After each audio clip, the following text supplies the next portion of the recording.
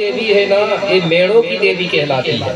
इसको भी लिख लो, नोट कर लो, मेड़ों की देवी। जब बारात जाती है ना तो भूमका बेगा दूल्हा को वहीं रोकता है और बारात को इससे कहता है, मेड़ों की मेड़ो दाई, मेरी बारातियों को कुछ नहीं होना चाहिए, हम प्रसाद चढ़ाएंगे तब वो मेड़ो दाई की पूजा होती है। मेड़ों की ये है मुंगुर दाई। इसके बाद में पनघट की देवी है, चौथा नंबर की देवी, जैसे कुशार दाई कहते हैं। क्या बोलते हैं? कुशार दाई। जानते हैं ना कुशार? पनघट की देवी होती है, उसे हम पनघट के कारण पनहारम दाई बोल दिए। इसको भी नोट कर लो। इसके बाद आखिरी नंबर की है चुलूर दाई। तो चुलूर दाई ने क्या सीखा था, भूल गए कि याद है? आयुर्वेदिक का ज्ञान। चुलूर दाई ने क्या किया, हर गांव में जा जाके इसने महिलाओं की समिति बनाया। तो इसने 8 महिलाओं की समिति बनाई। कितनी महिलाओं की? 8। तो एक गांव में एक नीम का पेड़ के नीचे 8 महिलाओं को बुलाती थी। नीम के पेड़ की छाया और बढ़िया मिट्टी का चबूतरा बना करके उस चबूतरा में खुद बैठ जाती थी, थोड़ा ऊंचे में, जैसे मैं बैठा हूँ अभी ऊंचे में, और सबको आसपास बिठा लेती थी और सबको फिर बताती थी, प्रशिक्षण देती थी आयुर्वेदिक के बारे में। बोली ये पेड़ ठंडा होता है, ये पेड़ गर्म होता है, इस पेड़ को बोले मलेरिया में देना, इस पेड़ को बोले खुजली में देना, इसको बवासीर में देना। ऐसा करके पेड़ पौधों के बारे में ज्ञान देती थी। तो सबसे पहले इनने नीमों के बारे में ज्ञान दिया। जैसे नीम कई प्रकार की होती है ना, कड़वी नीम है, मीठी नीम है, भुई नीम है, महानीम है, ठीक है ना। ऐसे नीमों के बारे में बताते, मतलब जड़ी बूटियों के बारे में सिखाया। सिखाने के बाद वो कहती थी, बोले अब इस गांव में कोई बीमार हो गए तो तुम बोले गांव के लोगों का इलाज करना। तो 8 ही महिलाओं ने क्या करी, जिस पेड़ के नीचे वो प्रशिक्षण देती थी उसी पेड़ के नीचे ये 8 महिलाओं ने चुलूर दाई के नाम से एक स्थान बना दिया, अपने गुरु मान कर। ठीक है, इस प्रकार से हर गांव में उसने 8 महिलाओं की समिति बनाई और हर गांव में एक स्थान उसके नाम पे बना। कहाँ बना वो स्थान? नीम के पेड़ में बनता था। उसको बोलते थे चुलूर दाई। और गोडी में गांव को नार भी बोलते हैं और खेर भी बोलते हैं, खेरो बोलते हैं कि नहीं। तो वहां की दाई होने के कारण उसी को हमने खेरो दाई भी बोला। चुलूर दाई को क्या बोला? खेरो दाई। वो डॉक्टर थी, मतलब वैद्य का काम करती थी, जड़ी बूटियों को इलाज का काम करती थी, गाँव की बीमारियों को हटाती थी।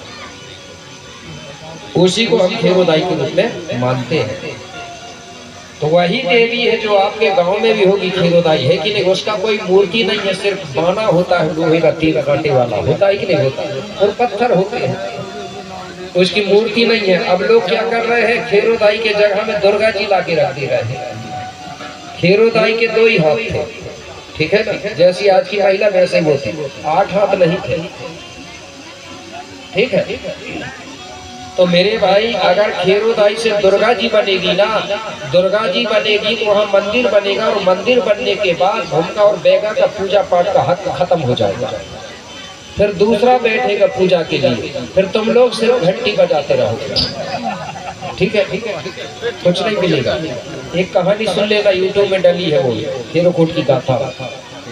फिर हमारी महिला वहां जाएंगी, पुजारी और कोई बैठेगा, SC ST OBC के लोग नहीं बैठेंगे। फिर महिला जाएगी बेचारी, जाते समय भी बजाएगी घंटी, अंदर गई पैसा हो गया खाली, थाली हो गई खाली, फिर निकलेगी बजाएगी घंटी, आते में भी घंटी, जाते में भी घंटी। इसी को पूर्वज लोग बोलते थे, मिल क्या रहा है, तन भी लगाए, मन भी लगाए, धन भी लगाए, मंदिर बना दे, मूर्ति रख दे, सब कुछ रखता है। अब SC ST OBC की महिला को है ये कई चीज मिल रही, क्या आते में भी घंटा टन टन और जाते में भी घंटा टन टन। और हमारे पूर्वज लोग बोलते थे इसी को मिलने नहीं है घंटा।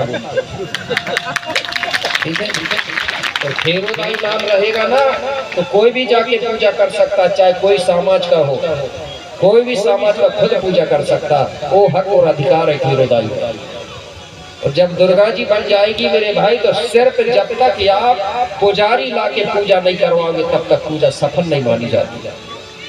ठीक है, तो जो दुर्गा जी रखना चाहते हैं वो भाई अलग से रख लो बोलना, और जो खेरो दाई उसको अलग रहने देना, किसी का नाम हमको मिटाना नहीं है। झगड़ा भी नहीं करना, मत रखो, रखने दो जहाँ रखना है, ठीक है, अपना अपना काम।